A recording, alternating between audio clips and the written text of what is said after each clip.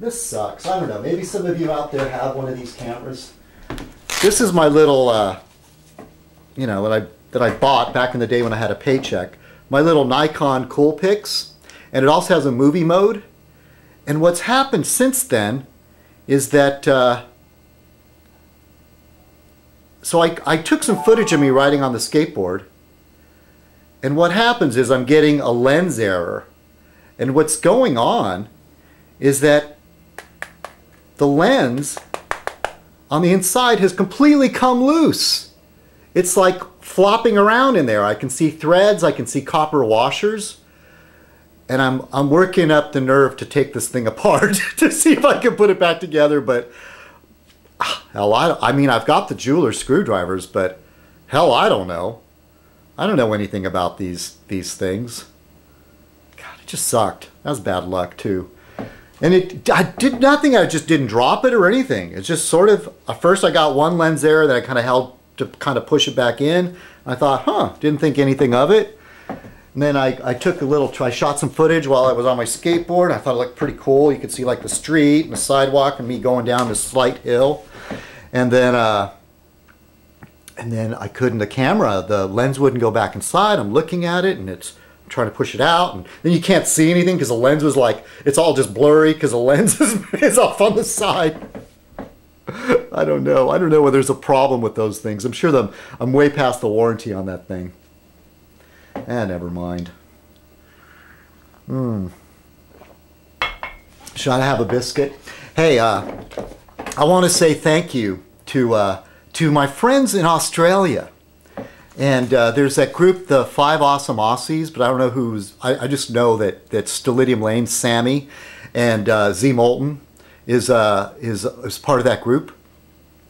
And I want to say to Z Moulton's recently on the tubes, I think, Z Moulton's rocked. What a great show, you know? I mean, part of Fez Night, I do a little bit of gossip on what's going on YouTube, but mostly it's about how it centers around me. And a lot of people that watch Fez Night really don't care about some of the drama on YouTube. Some do. But Z Moulton has this very, very tight news format. It's edited. It moves along quickly. It's not like long rambling like Fez Night. You know, it gets to the point, gets in, gets out. It's funny. It's amusing. I love the comb over that he's done, and you know, like a newscaster. So very good, very good. Zach, I believe. I just call you Z, but Z Moulton, and then Contessa O'Reilly and Little Gala. And I believe Contessa O'Reilly's other channel was the Jedi Nun, I believe. And they've been doing their own versions of Fez Nights, and it's wonderful. I love to see that. And so I want to thank you. And what is the Fez? Should I ask Dr. Bender? What's it all about? But they seem to have the idea. It's not about warring with other channels like we're a team. The Royal Order of the Fez is the spirit of the Fez is sort of like, you know, be something happy, something positive, not about bringing a bunch of negativity out, you know, to YouTube, to try to entertain people with some light entertainment, some vlogging, and just the idea when you put on a Fez. And if more people owned a Fez, the world might be a better place.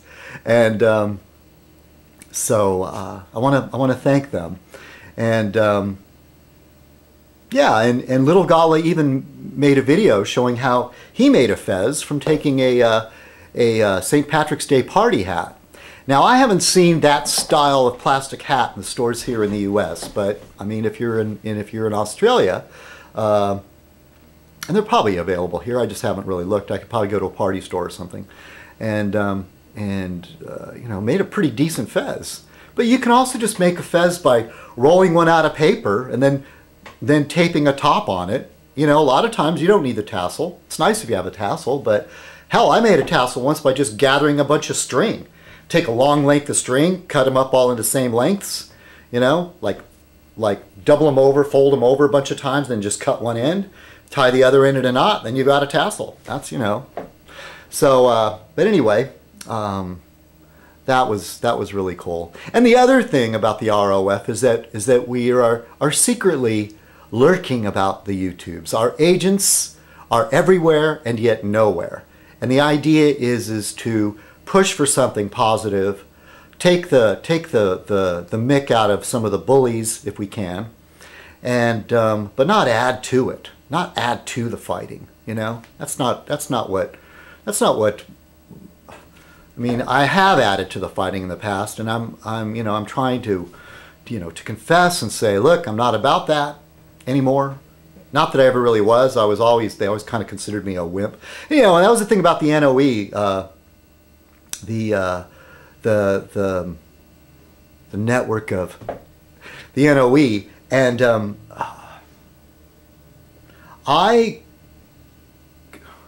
there's something I was going to want to talk about, and I'm still debating whether I'm going to talk about it. But let's just say for right now, things changed for me, and I am not going to be part of any of that group thing unless it's a Fez sort of related activity. But I still have many friends on YouTube, and I would still like to be able to call them my friends. And here's a cheers to Monk and Barfly and Jeff. Cheers. The original reasons why I got on the NOE was because of them. And then back in the day with Pops and Lisa, there was some really good back and forth, some nice collaboration going on there. And and don't let me see, this is why I don't like doing this from my computer. And don't forget Gore and Trisha Kitty, IR138, very, very important members of the NOE even before I joined. And now there are all these bones going out that some of these original members are being forgotten. I left the group, so but I kind of watch and I go, oh, that's kind of a shame. There's all these, the Barf and the Geezer, the freshman class. Oh, anyway. And I want to say hello to Alan, once noticed crazy F-cat guy, originally as War No More, and now as Fuckery for You or something like that. Anyway, if you're one of the political people, you know who I'm talking about, Alan. We talked on the phone for the first time, and that was good. And there were many things that Alan and I disagree on, but he's made it very clear to me, and likewise to him, is that I consider him my friend. Even though we might frustrate each other with arguments, one of the key things we disagree on is global warming. That could start a big fight. So when I was talking to him on the phone, and Alex Jones, I did have some questions for him about Alex Jones because he knows more about him than I do. But those are two things off the top of my head that Alan and I disagree on, is Alex Jones and global warming. So cheers. Here's to you, Alan.